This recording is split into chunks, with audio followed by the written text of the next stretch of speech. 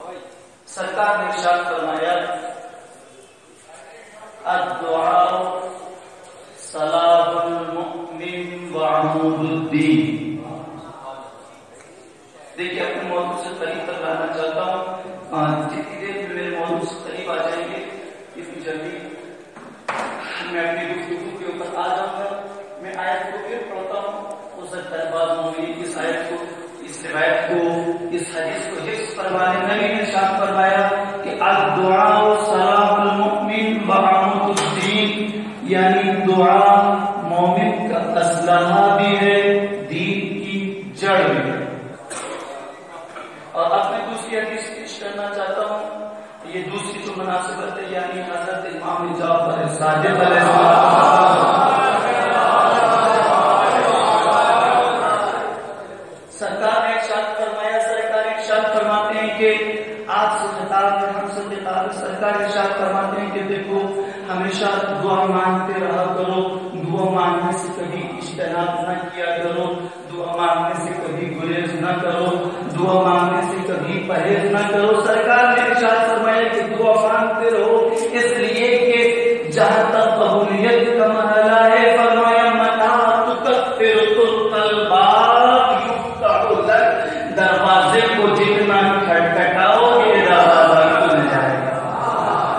توجہ فرماتے رہیے گا. چلیے میں پھر یہ تیسری حدیث پیش کرنا چاہتا ہوں. امام علی بن موسی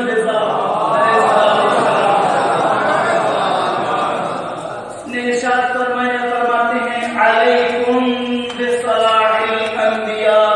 آج امام نے فرمایا کہ تمہارے اوپر یہ واجب ہے، تمہارے لیے یہ ضروری ہے، تم پر یہ لازم ہے کہ تم وہی اسلحہ، تم وہی ڈھال، تم وہی ہتھیار اختیار کرو کہ جو تم سے پہلے نبیوں نے اختیار کیا. پوچھا گیا وہ ہتھیار کیا ہے؟ قال الدعاء. دیکھیے گا محمد والے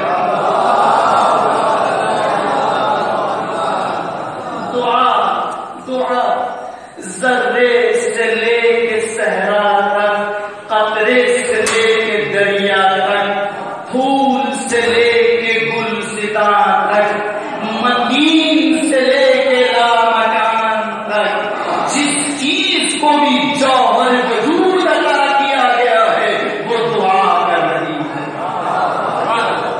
اور یہ دعا ہر آن جاری ہے، اسی لیے دنیا پر فیض باری جاری ہو سکتی.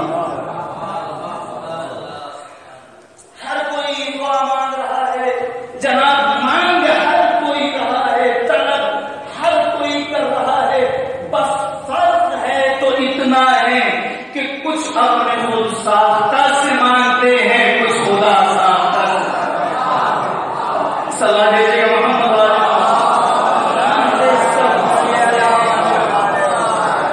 جتنا. جب میرے موضوع سے قریب آ جائیں گے میں اپنے موضوع کے اوپر سب مانگتے اسی سے ہیں، طلب سب اسی سے کرتے ہیں، ہر کوئی اسی کو پکارتا ہے، ہر کسی نے اسی کو پکارا. کسی نے مسجد میں پکارا، کسی نے مندر میں پکارا، کسی نے سومیا میں پکارا، کسی نے گرجا میں پکارا، کسی نے دیر میں پکارا، کسی نے دیر میں پکارا، کسی نے بڑھاپے میں پکارا، کسی نے جوانی میں پکارا، کسی نے پیدا ہوتے ہی نبی کے ہاتھوں میں پکارا. صلاح دیجیے محمد.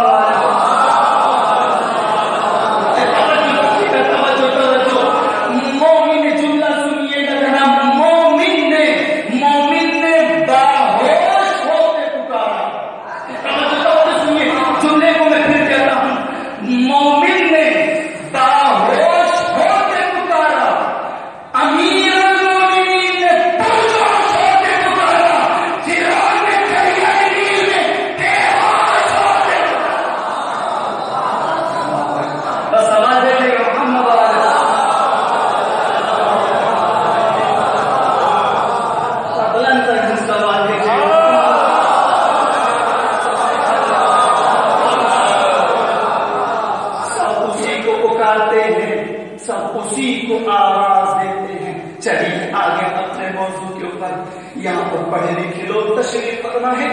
میں آیت کا ترجمہ پیش کرنا چاہتا ہوں. دیکھیے گا اللہ نے ارشاد فرمایا وقال ربكم، جناب وقال ربكم ادعوني. یہاں سے توجہ دیجیے گا جناب، اور اسی بات کو بھول جائے یہاں سے سنیے گا. وقال، بہت آرام سے پڑھوں گا. وقال ربكم ادعوني استجب لكم. تمہارے رب نے تم سے یہ کہا کہ تم مجھے پکارو تو صحیح، میں تمہاری آواز کو سنتا بھی ہوں، قبول بھی کرتا ہوں. میں ٹھہر گیا، میں اسی مرحلے پر ٹھہرنا چاہتا ہوں جناب، اسی مرحلے پر ٹھہرنا چاہتا ہوں. دیکھیے الفاظ کو پھر جناب وقال ربكم، تمہارے رب نے تم سے کہا. جناب اللہ نے یہ نہیں فرمایا کہ قال خالقكم. دیکھیے جو لوگ سمجھ سکتے ہیں میری بات کو لے سکتے ہیں وہ میری بات کو ضرور لیں. اللہ نے یہ نہیں کہا کہ قال خالقكم، تمہارا خالق تم سے کہتا ہے، نہیں، بلکہ کیا تھا قال ربكم. یہ پڑھے لکھے لوگ یہاں تشریف فرما، عجیب مرحلہ ہے. یہ پڑھے لکھے لوگ تشریف فرما ہے. آپ ان سے پوچھئے گا رب کے معنی کیا ہے اور خالق کے معنی کیا ہے. اللہ نے یہ بھی کہا خالق، جبکہ اللہ کہہ سکتا ہے خالق کئی جگہ کے اوپر کہا، لیکن کہا قال ربكم، تمہارا رب تم سے کہتا ہے. کیونکہ خالق کا مطلب ہوتا ہے پالنے والا، پیدا کرنے والا، جبکہ رب کا مطلب ہوتا ہے پالنے والا. میں تھوڑا سا مثال سے قریب آنا چاہتا ہوں. دیکھیے خالق کا مخلوق سے رشتہ ٹوٹ سکتا ہے، لیکن کبھی بھی رب کا بندوں سے رشتہ نہیں ٹوٹتا. میں کیا کہہ رہا ہوں سنیے گا. اللہ نے یہ نہیں کہا کہ تمہارے خالق نے کہا. دیکھیے یہ مائک ہے، اس مائک کا خالق جس نے اس مائک کو بنایا، بنا کے اس نے مائک کو مارکیٹ میں لا کے رکھ دیا. اب اس مائک کے خالق کا رشتہ مائک سے ٹوٹ گیا. اب جس نے اس مائک کو خریدا وہ مائک کا رب ہے، وہ اس کی دیکھ بھال کرتا ہے. اللہ یہی کہنا چاہتا ہے کہ ہم نے رب کہا، یعنی تمہارا اور ہمارا رشتہ ٹوٹا نہیں ہے.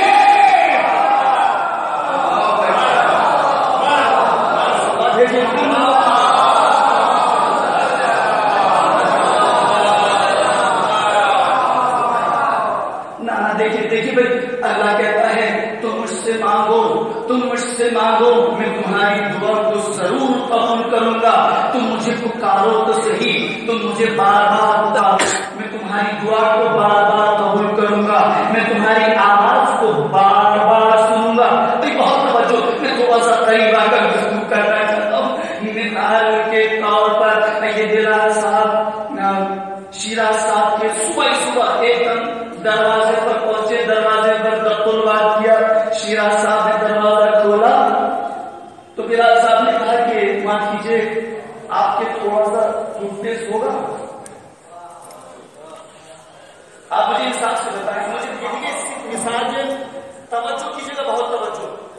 اگر بلال صاحب شیراز صاحب کے دروازے پر جا کے کہیں کہ مجھے تھوڑا سا ٹوتھ پیسٹ دے دیجیے، انہیں کبھی بھی برا نہیں لگے گا. یہ کہیں گے لے جائیے، کہیں گے معاف کیجیے تھا، اس میں معاف کرنے کی کیا ضرورت ہے، آپ آئیے اور لے جائیے. اچھا پہلا دن گزرا، دوسرے دن پھر بلال صاحب